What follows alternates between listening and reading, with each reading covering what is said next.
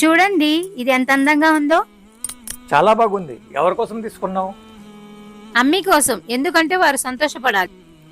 ఇదే ఆలోచిస్తున్నాను, వారి యొక్క హక్కు ఎలా ఆదా చేయను. మంచిదే గాని వారి యొక్క హక్కు మనం ఎప్పుడు ఆదా చేయలేము. వారిని సంతోషపెట్టాలి, వారికి మనం సేవ చేయాలి. ప్రతి క్షణం ప్రతి నమాజ్ తర్వాత వారి కోసం దువా చేయాలి.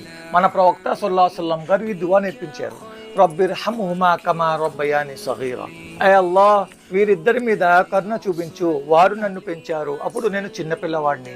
వీరి కోసం మనం దువా చేయాలి. మరియు తండ్రి గురించి ఏం చెప్పారు? మన ప్రవక్త సల్లల్లాహు అలైహి వసల్లం గారు తెలిపారు, తల్లిదండ్రులు స్వర్గం యొక్క తలుపు నుంచి ఒక తలుపు.